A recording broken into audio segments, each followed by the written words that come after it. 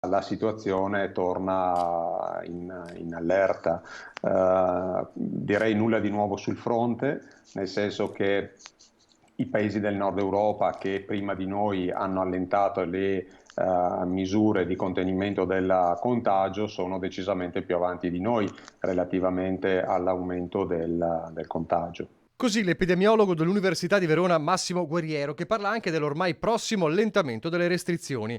Abbiamo visto, sottolinea, che nei paesi come Francia, Gran Bretagna e Germania, quando sono state diminuite le misure e non hanno mantenuto l'obbligo delle mascherine al chiuso nemmeno nelle scuole, il risultato è stato evidente. La mascherina è l'elemento che ha decretato il contenimento del virus, della diffusione del virus. Siccome un nuovo lockdown non serve, non possiamo permettercelo in ogni caso, l'uso della mascherina ci aiuterebbe largamente. Se poi lo abbiniamo alla situazione dei vaccini, l'uso della mascherina avrebbe un effetto moltiplicatore, per cui ancora meglio sarebbe la situazione se noi ci abituassimo fino al prossimo autunno, per vedere cosa succede, ad usare la mascherina ogni volta che ci troviamo in queste situazioni più pericolose. In questi giorni si assiste a una recrudescenza del contagio, non della malattia, continua Guerriero, e tutto fa presupporre che non ci sarà un'inversione di marcia.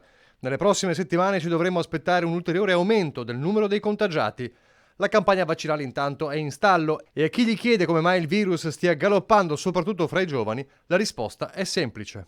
In grigio è riportata per fascia di età la popolazione che non è ancora vaccinata. La parte grigia più consistente riguarda appunto tutti i bambini che sono alle scuole elementari, quindi diciamo tra i 5 e i 10 anni. Se poi contiamo anche che il vaccino non è disponibile per i bambini da 0 a 4 anni, va da sé che adesso il virus galoppa principalmente in quelle fasce di età.